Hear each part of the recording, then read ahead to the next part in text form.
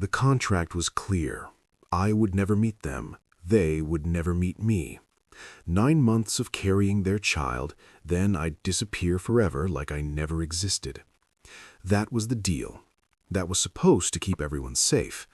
But when those delivery room doors burst open and 3 identical faces stared at me with shock and something else I couldn't name, I realized some agreements are meant to be shattered. My name is Yunwoo, and this is the story of how a single moment destroyed everything we planned and built everything we needed. The lawyer's office smelled like old paper and expensive leather. I sat in a chair that probably cost more than my entire month's salary, trying not to touch anything. My hands were shaking and I kept them folded in my lap so nobody would notice. Across the massive wooden desk, a woman in a perfect gray suit slid a stack of documents toward me. The papers were so thick I could barely see her face behind them. "These are the terms," she said in a voice that had no emotion at all. "Read everything carefully before you sign, Mr. Yunwoo." I picked up the first page and started reading. The words blurred together at first because my mind kept screaming at me to run out of this office and never look back. But then I remembered why I was here. I remembered my sister, Minji, lying in that hospital bed, her face so pale it scared me. I remembered the doctor saying she needed treatment we could not afford. I remembered promising her I would find a way. So I kept reading. "The clients wish to remain completely anonymous," the document said. "The surrogate will never meet the clients in person. All communication will happen through legal representatives and medical professionals only. This agreement is final and binding." I looked up at the lawyer. "I'll never know who they are? Not even their names?" She shook her head. "They will be referred to only as the clients in all documentation. You will be referred to as Surrogate 127. Those are the terms they require. They are very private individuals who cannot risk any public exposure or future complications." "What kind of people need this much secrecy?" I asked quietly. The lawyer's expression did not change. "The kind who are offering you enough money to cover your sister's complete medical treatment, plus additional compensation that will support both of you for 2 years. The kind who have the resources to provide the best prenatal care available. The kind who will make this arrangement worth your sacrifice." Sacrifice. That word hit me hard. I would be carrying a baby for 9 months. I would feel every kick, every movement, every hiccup. I would talk to this child and sing to this child and protect this child with my own body. And then I would hand him over to strangers and walk away forever, like none of it ever happened. Could I really do that? I thought about Minji again. She was only 23 years old. She had her whole life ahead of her. She wanted to become a teacher. She loved children and flowers and terrible romantic movies that made her cry. She deserved to live. She deserved her chance. "Where do I sign?" I heard myself say. The lawyer showed me. I signed my name 12 times on 12 different pages. Each signature felt like I was giving away a piece of myself.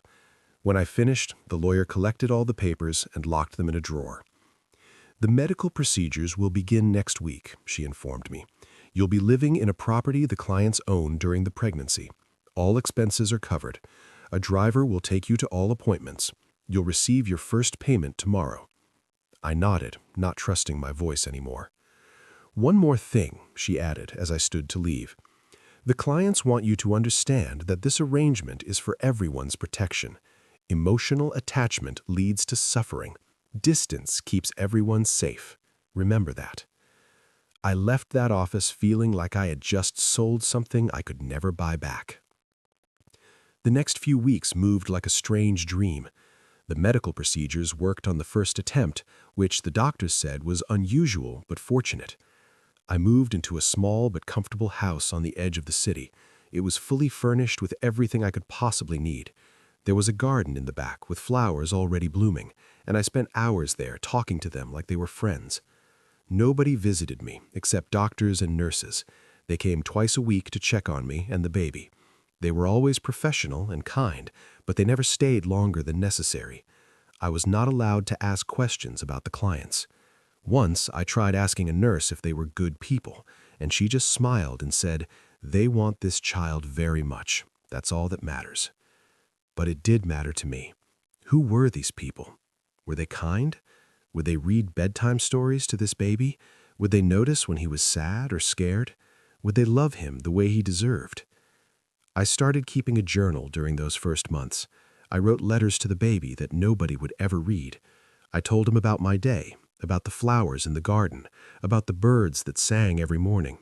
I told him that even though I would not be there to watch him grow up, I would always remember him. I would always wonder if he was happy. "I hope your parents are wonderful," I wrote one night when I was 12 weeks along. "I hope they give you everything you need, little one, because you're already precious to me." The baby started moving when I was 18 weeks pregnant. It was just a tiny flutter at first, like butterfly wings inside me. I was sitting in the garden when it happened, and I started crying without meaning to. This was real. This was a real person growing inside me, a person I would love for 9 months and then lose forever. The months passed slowly. I read every book about pregnancy I could find. I ate healthy food and took long walks and did everything the doctors told me to do. I wanted this baby to be perfect. Even if I could not keep him, I wanted to give him the best possible start. Sometimes at night, I would talk to him out loud. "Your parents must be very successful," I would say, rubbing my growing belly. "They can afford all of this. Maybe they'll give you opportunities I never had. Maybe you'll grow up in a big house with a big yard. Maybe you'll go to the best schools and become someone important." The thought should have made me happy, but instead it made me ache. I wanted to be the one to take him to his first day of school. I wanted to teach him to ride a bicycle and tie his shoes and sound out words in books. I wanted all the normal things parents get to do. But I had signed a contract. I had made a promise, and the money they were paying me had already saved Minji's life. She was responding well to treatment. The doctors were optimistic. Every time I felt sad about giving up the baby, I reminded myself that Minji was alive because of this choice. At my 30-week appointment, the doctor told me everything looked perfect. "The baby is healthy and growing well," he said, smiling at me. "You're doing an excellent job." "Thank you," I said quietly. "Can I ask you something?" He nodded. "The clients, the parents, are they excited?" The doctor's smile changed slightly, becoming more careful. "I'm not at liberty to discuss the clients with you, but I can tell you they receive detailed reports after every appointment. They know their son is thriving because of your care." Their son. I was carrying their son. 3 strangers I would never meet were somewhere out there waiting for the baby I talked to every single day. Did they talk to him too, somehow? Did they think about him the way I did? Did they already love him? I hoped they did. I desperately hoped they did. The final month was the hardest. The baby was so active now, constantly moving and kicking. Sometimes I would put my hand on my belly and feel him push back, like he was saying hello. My heart broke a little more each time. "I'm going to miss you so much," I whispered to him late one night when I could not sleep. "I know I'm not supposed to get attached. I know this is just an arrangement, but you need to know that for these 9 months, you were loved. You were so, so loved." I knew I was breaking my own heart. I knew I was making the goodbye harder than it needed to be, but I could not help it. How could anyone carry life inside them and not fall completely in love? 2 weeks before my due date, I woke up in the middle of the night with a strange feeling. It was not quite pain, just a tightness that came and went. I waited for an hour, timing the sensations like the doctors had taught me. They were getting closer together. Labor. I was in labor. I called the emergency number they had given me. Within 20 minutes, a car arrived to take me to the hospital. Within an hour, I was in a delivery room with nurses hooking me up to monitors and asking me questions I could barely focus on answering. "Have you contacted the clients?" I managed to ask between contractions. "They've been notified," a nurse assured me. "They're on their way." On their way. After 9 months of complete separation, they were finally coming. They would be somewhere in this hospital, waiting for their son to be born, waiting for me to fulfill my contract and disappear. The labor progressed quickly, too quickly. Something was wrong. I could see it in the nurses' faces as they moved faster, spoke in urgent voices, checked monitors with worried expressions.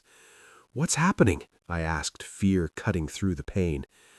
"The baby's heart rate is dropping," a doctor said, appearing beside my bed. "We need to expedite delivery. You're going to need to push soon, and we may need additional support." Additional support. I did not know what that meant, but the serious tone scared me. Then I heard raised voices outside the delivery room, 3 voices, all speaking at once, all sounding worried. The door opened, and a nurse stepped out. I heard her say something about complications and emotional support and medical studies showing better outcomes when family is present. Family. They were talking about the clients, the parents, the 3 men I had never met. My heart pounded. This was not part of the plan. We were never supposed to meet. That was the whole point of the contract. That was what kept everything simple and clean and businesslike. But nothing about this felt businesslike anymore.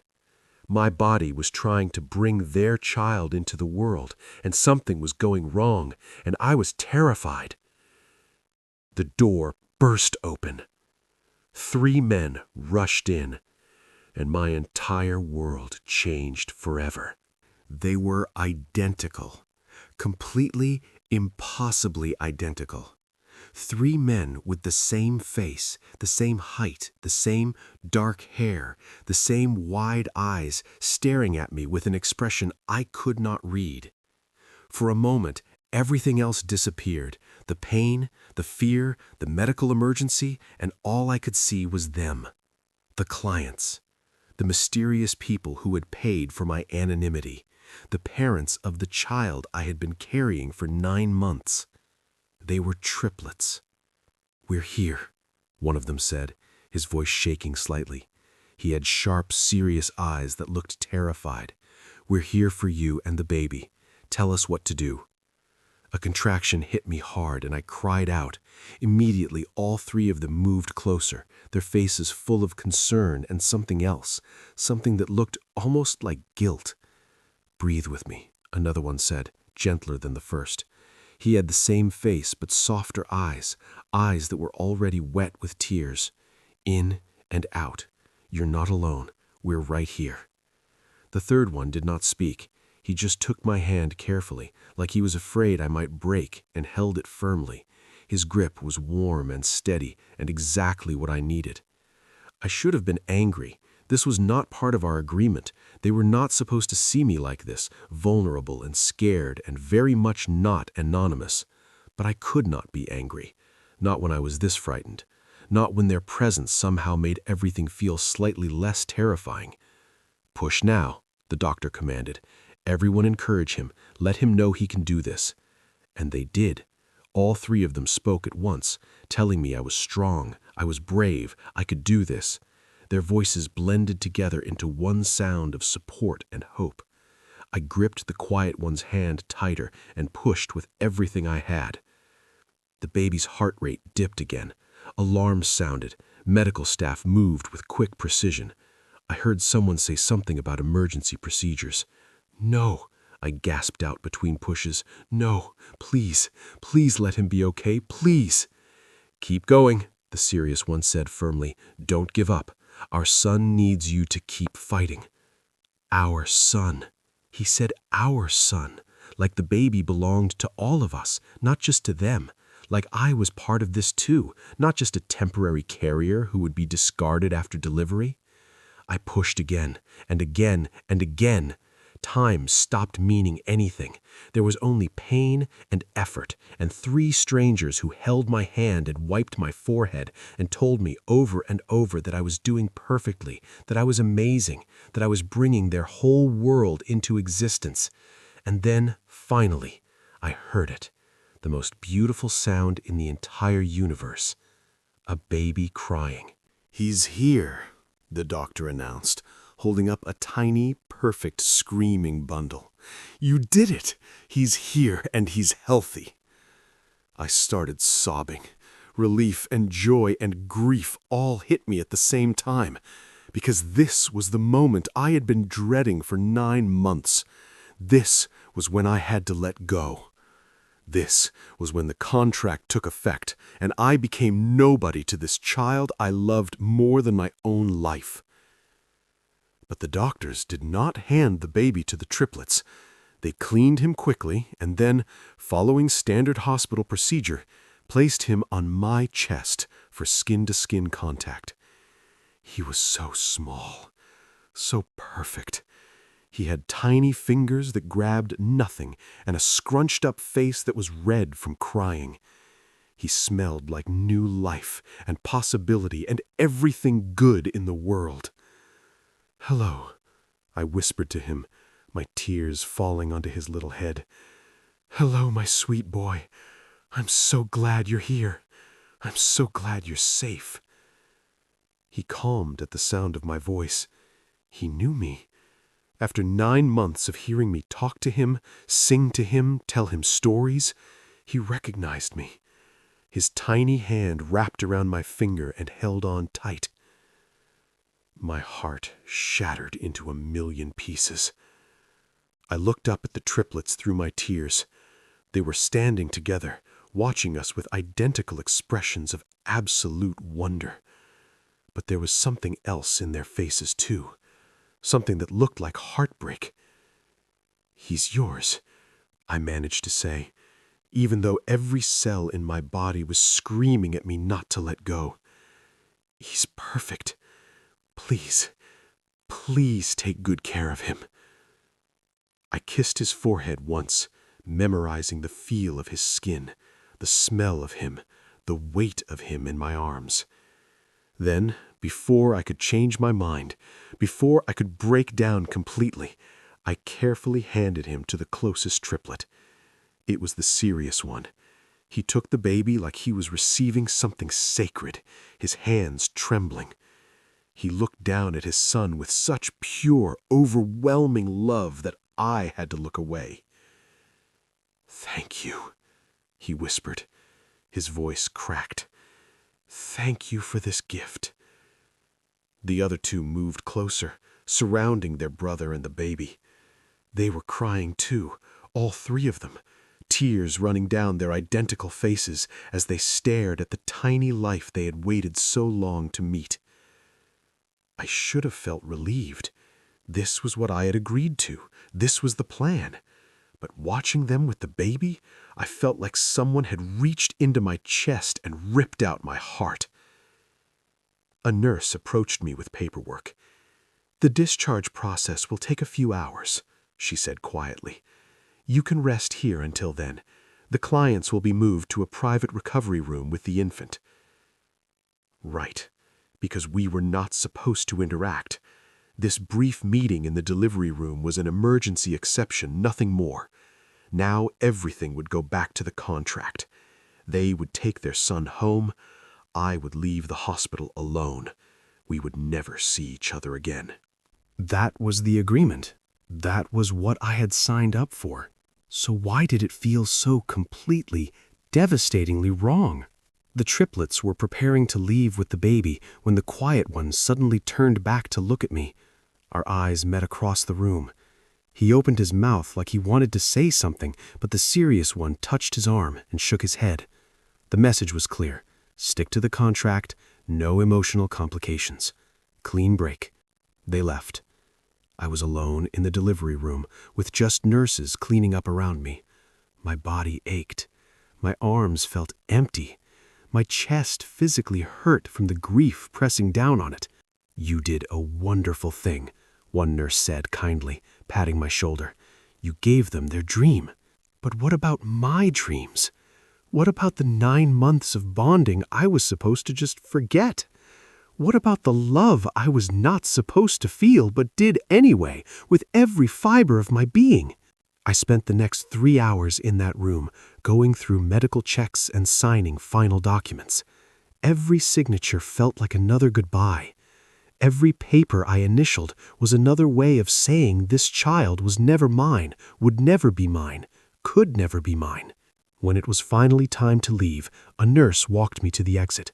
I had arrived at this hospital pregnant, full of life and purpose. I was leaving empty, hollow, like a shell of who I had been just hours before. The car that had brought me was waiting. The same driver, the same black vehicle, like nothing had changed. But everything had changed. I was not the same person who had climbed into this car 9 months ago, nervous but determined. I was someone who had lost something irreplaceable. As we pulled away from the hospital, I looked back one last time at the building where I had left my heart behind. Somewhere in there, 3 men were learning to be fathers to a baby boy who would never know my name. Somewhere in there, life was continuing without me. I cried the entire drive home. The house felt too quiet when I walked in, too empty. There was no reason for me to be here anymore. The pregnancy was over. My job was done. Soon I would need to pack up and leave this place too, returning to my normal life like the past 9 months had been nothing but a strange dream. But I could not do it yet. Not tonight. Tonight I just collapsed on the couch and let myself break down completely. I cried for the baby I would never hold again. I cried for the connection I had to pretend did not exist. I cried for the future I had imagined, despite knowing better. A future where somehow, impossibly, I got to be part of that child's life. I must have fallen asleep eventually, because I woke to knocking on my door. Confused and still exhausted, I stumbled over to open it. All 3 triplets stood on my doorstep. They were not supposed to be here. This violated every rule in our contract. They were supposed to be at home with their new son, beginning their life as a family. I was supposed to be a closed chapter, a service rendered, nothing more. "What are you doing here?" I asked, my voice hoarse from crying. The serious one spoke first. "My name is Yunho. These are my brothers, Kibum and Gunwoo." He gestured to the gentle one and the quiet one. "We need to talk to you. May we come in?" I should have said no. I should have reminded them about the contract and closed the door and protected both of us from making this harder. But I stepped aside and let them enter. They stood awkwardly in my living room, looking completely out of place in their expensive clothes in my simple space. Yunho held a baby carrier, and inside it the tiny infant slept peacefully, unaware that his existence had turned all of our lives upside down. "We couldn't do it," Kibum said suddenly, his voice thick with emotion. "We tried. We took him to our house, we set up the nursery, we held him and fed him and told ourselves this was our dream coming true. But all we could think about was your face in that delivery room. I did not understand. My face?" Gunwoo spoke for the first time since I had met him. His voice was soft but steady. "The way you looked at him, the way you held him, the way you kissed him goodbye even though it was breaking your heart. We saw everything. We saw love, real love. Not a business transaction, not a contracted service. Love. And we realized something," Yunho continued. "We wrote that contract because we were afraid of complications, afraid of emotions, afraid of getting hurt. We thought keeping everything cold and distant would make things simpler, but we were wrong. We were so wrong." My heart was pounding. "I don't understand what you're saying." Kibum wiped his eyes. "We're saying that contract is cruel. We're saying we asked you to do something impossible. Love this baby with your body for 9 months, but not with your heart. That's not fair. That's not right. That's not how any of this should work. We want to tear up the agreement, right now, tonight. We want to start over. I stared at them in shock. Start over? What does that mean? Gunwoo stepped closer. It means we want you in his life, in our lives. We don't know exactly what that looks like yet, but we know we can't do this without you. Our son deserves to know the person who gave him life. He deserves to be loved by you the way you already love him. This could not be real. This had to be exhaustion or grief or some kind of hallucination. But the contract... We're the ones who wrote it, Yunho interrupted, which means we're the ones who can destroy it. The only question is whether you want to. Because if you do, if you want to stay and be part of this, we want that too. We want it more than anything. I looked down at the sleeping baby, at his perfect little face, so peaceful and unaware. Then I looked at the three men offering me something I had not dared to hope for. I want to stay. More than anything, I want to stay. The first few weeks were strange, in ways I could never have predicted. I moved into the guest house on their property, a small but beautiful space with its own entrance and complete privacy. The arrangement was that I would help care for the baby, who they named Min-jae, while recovering from the birth. Nobody talked about what would happen after that. We were all too afraid to plan beyond the present moment. I saw them every single day. Yunho would arrive first thing in the morning, always punctual, always organized. He would bring Min-jae to me for his early feeding, and we would sit together in comfortable silence while I held the baby, and Yunho made notes about schedules and feeding times and diaper changes in a detailed notebook. He approached fatherhood the way he seemed to approach everything, with serious dedication and careful planning. "You're going to drive yourself crazy with all those notes," I told him one morning, smiling slightly as he wrote down the exact minute Min-jae finished eating. Yunho looked up, and for the first time I saw him smile back. It transformed his whole face. "Maybe, but I don't want to miss anything. I don't want to forget a single moment of watching him grow." Kibum was the emotional one, just as I had guessed in the delivery room.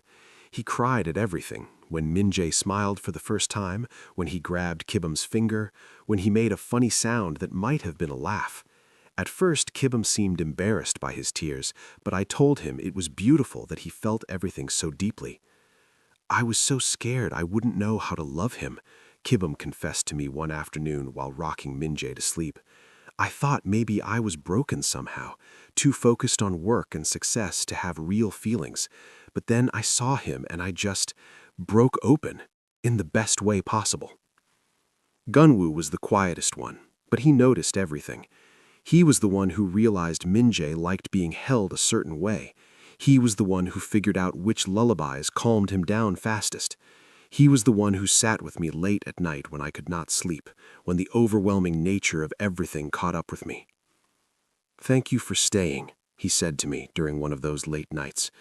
We were sitting on the guest house porch, watching stars and listening to the sounds of night. "I know this must be confusing. We turned your whole world upside down." "I gave you back my heart," I replied honestly. "I thought I had to walk away from it. You let me keep it."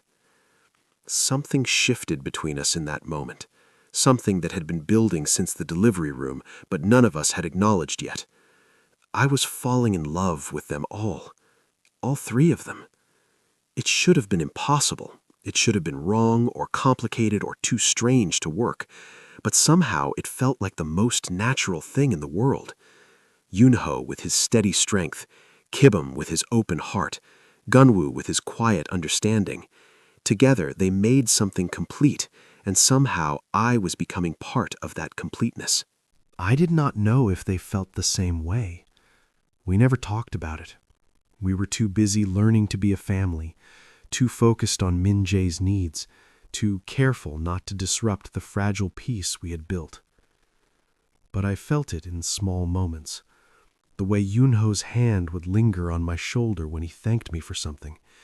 The way Kibum would look at me like I was something precious.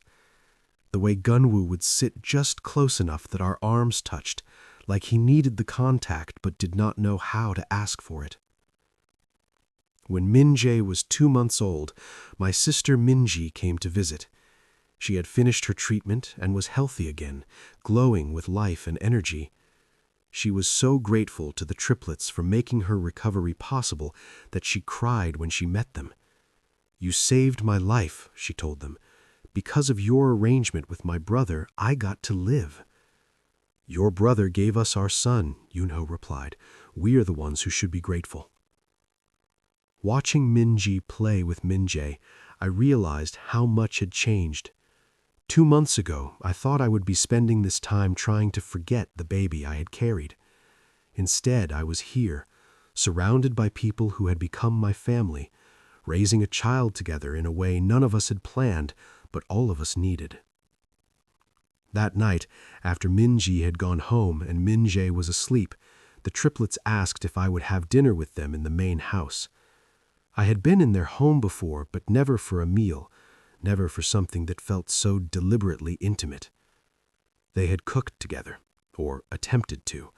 The kitchen was a disaster, and the food was slightly burnt, but their effort was endearing. We sat at their huge dining table that could have seated 20 people, the 4 of us clustered at one end, like we were trying to stay close. "We need to talk," Yunho said, and my heart sank. Those words never meant anything good. About the future, about what happens next. I set down my fork, my appetite disappearing. "Okay." Kibum reached across the table and took my hand. "We've been thinking a lot. About you. About us. About what this has become. We know this started as a business arrangement," Gunwoo continued. "We know we had rules and contracts and very specific ideas about how everything would work." Yunho finished the thought. "But none of that matters anymore, because somewhere between signing papers and standing in that delivery room and watching you with our son every single day, we fell in love with you, Eunwoo." I stopped breathing. The words hung in the air between us, impossible and perfect and terrifying. "All of us," Kibum added, squeezing my hand. "We've talked about it. We know it's strange. 3 brothers loving the same person. But we can't help it. We can't imagine our lives without you anymore. Not just because you're Min-jae's other parent, because you're you." "We're not asking you to answer right now," Gunwoo said gently. "We know this is a lot. We know you might not feel the same way, but we needed you to know. We needed to be honest." I looked at their 3 faces, so identical and yet so different. I saw hope and fear and love in their eyes. I saw the future I had been dreaming about but thought I could never have. "I love you too," I said, my voice shaking. "I've been trying not to. I've been telling myself it was too complicated or too fast or too impossible. But I love all 3 of you, completely, desperately. I love the family we've accidentally built together." The relief on their faces was immediate and overwhelming. Kibum started crying, of course. Yunho smiled, that rare, beautiful smile. Gunwoo reached over and took my other hand, completing the circle. "So, what do we do now?" I asked. "How does this work?" "Honestly," Yunho admitted, "we have no idea. We're making this up as we go, but we know we want you here, permanently, not in the guest house, here with us, as an equal partner in raising Min-jae and building whatever this family becomes." "We want to do this right," Kibum said. "We want to give you everything you gave up when you signed that contract, time with Min-jae, a real home, a place where you belong." "Will you stay?" Gunwoo asked simply. "Really stay? Forever?" I thought about everything that had led to this moment. The desperate decision in a lawyer's office, the lonely months of pregnancy, the heartbreak in the delivery room, the unexpected second chance, the slow building of trust and care and something bigger than any of us. "Yes," I said, "I'll stay." The next few months were about learning to live together, really live together. I moved into the main house, into a room right next to Min-jae's nursery. We established routines and rhythms. We learned each other's habits and quirks and preferences. Yunho was an early riser who needed his morning coffee before he could speak to anyone. Kibum loved cooking but was terrible at it, so I taught him. Gunwoo played piano beautifully and would perform quiet concerts for Minjae before bedtime. I discovered I was good at organizing their chaotic schedules and managing the household in ways that let everyone breathe easier. We took turns with Minjae's night feedings. We shared the work of diaper changes and bath time and the million small tasks that come with raising a baby. We made decisions together, the four of us sitting down to discuss everything from daycare options to what values we wanted to teach him as he grew. It was not always easy. We argued sometimes about parenting approaches or household responsibilities.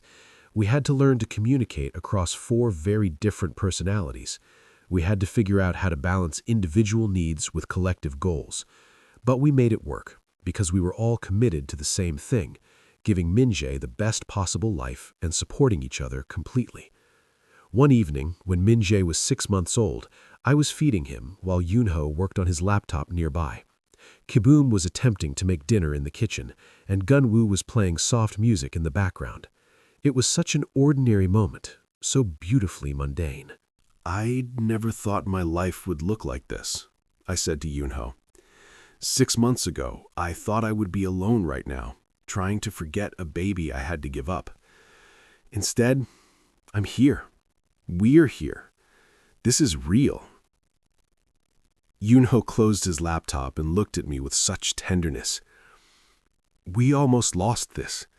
We almost let fear and pride and stupid contracts rob us of everything that actually matters. I'm so grateful we were brave enough to change. Do you ever regret it? I asked quietly. Changing the plan, making everything so complicated? Never, he said firmly. Not for one single second. You and Minjae are the best things that ever happened to us. Whatever challenges come with this arrangement, they're worth it 1,000 times over. Kibum appeared in the doorway, covered in flowers somehow. Dinner is, well, it's something. I tried. We all laughed, and the sound filled the house with warmth and joy. This was our family. Imperfect, unconventional, built on broken contracts and second chances. But it was ours, and it was real, and it was full of love. As Minjae's first birthday approached, we started talking about the future more seriously. We had been living day by day, afraid to plan too far ahead in case something broke our fragile happiness. But it was time to build something more permanent. We want to make this official, Yunho told me one night after we had put Minjae to bed. The four of us were sitting in the living room, close together on the same couch, even though there were plenty of other seats. We seemed always to gravitate toward closeness now. Official how? I asked. Legal documents, making you Minjae's legal parent alongside us, making sure you have rights and protection and security, making sure everyone knows you're not temporary, you're permanent. We've already talked to lawyers, Kibum added. We can set everything up however you want. We want you to feel completely safe and valued. And we want to expand the family. When you're ready, when we're all ready. There are so many children who need homes and love. We have so much love to give. The idea of adopting more children together filled me with joy I could not contain. I would love that. I would love to give more kids what we've built here. It won't be easy, Yunho warned. People won't always understand our family. They'll have questions and judgments. We'll have to be strong together. We already are strong together, I replied. We proved that. We took an impossible situation and turned it into something beautiful. We can handle whatever comes. Minjae's first birthday party was small but perfect. Just us, Minjae, and a few close friends who had supported us through the chaos of the past year. We watched our son smash his first birthday cake with pure delight, getting frosting everywhere and laughing with absolute joy. Look at him, Kibum said, his eyes wet with happy tears as usual. Look at how loved he is. Look at the family we built around him. I looked around the room at the people who had become my whole world. Yunho with his steady presence, always making sure everyone felt secure. Kibum with his enormous heart, feeling everything deeply and teaching us to do the same. And Gunwoo with his quiet wisdom, seeing what others missed and holding us all together. And Minjae, the little boy who had changed everything, the reason we had all found each other, the proof that sometimes broken plans lead to better destinations than we ever imagined. Thank you, I said to all three of them. Thank you for being brave enough to break the contract. Thank you for choosing love over fear. Thank you for giving me this life. Thank you for staying, Yunho replied. Thank you for seeing past our mistakes and giving us a chance to do better. Thank you for loving our son, Kibum added, and for loving us, even though we didn't deserve it at first. Thank you for being you, Gunwoo finished, for being exactly who we needed. That night, after the party ended and Minjae was asleep in his crib, the four of us sat together watching old videos from the past year. The first time Minjae smiled, his first laugh, the first time he rolled over, then crawled, then pulled himself up to standing. We almost missed all of this, I said, watching younger versions of us learning to be parents together. If you hadn't come to my house that night, if you hadn't been brave enough to throw away the contract. Some rules are meant to be broken, Yunho said, especially rules built on fear instead of love. The best decision we ever made was walking into that delivery room, breaking our own rule, seeing you, really seeing you. And the second best decision was asking you to stay, Gunwoo added. I leaned into their warmth, surrounded by the three men who had given me everything by letting me give them everything in return. We had started as strangers bound by legal documents and money. We had become a family bound by choice and love and commitment. Outside, the world might not understand us. People might question our arrangement or judge our choices. But inside this house, we had created something true and beautiful and lasting. We had built a home not on contracts, but on trust, not on rules, but on care, not on what we were supposed to be, but on what we chose to become together. Minjae would grow up knowing he was loved by four parents who would do anything for him. He would grow up in a house full of laughter and music and second chances. He would grow up knowing that families come in all shapes and sizes, and what matters is not how you start, but how you love. And someday, when he was old enough to understand, we would tell him the whole story. How we almost missed out on each other, how fear almost won, how love saved us all. We would tell him that sometimes the best things in life come from broken plans, that sometimes you have to destroy what you thought you wanted to discover what you actually need, that sometimes the family you choose is stronger than any contract could ever be. But for now, for tonight, we just sat together in the home we had built. Four people who had found each other through impossible circumstances. Four people who had chosen each other every single day since. Four people who would keep choosing each other for the rest of our lives. The contract was torn up long ago, replaced by something better, something real, something that could never be written down because it existed in the space between us, in the love we shared, in the life we were building together. This was our family. Unconventional, unexpected, undeniably ours. And it was perfect. Thank you so much for listening to Eunwoo's story and the journey of how four strangers became one beautiful family. If this story touched your heart, please give it a thumbs up and subscribe to our channel for more unique romance stories that celebrate love in all its forms. Share this video with someone who believes in second chances and families built on choice rather than just chance. Drop a comment below telling us what moment in this story made you feel the most emotion. Was it the delivery room scene, the midnight confession, or the first birthday celebration? Your support helps us create more stories about love that breaks rules and builds something better. Hit that notification bell so you never miss our next heartwarming tale. Until next time, remember, the best families are the ones we choose to build together, one brave decision at a time.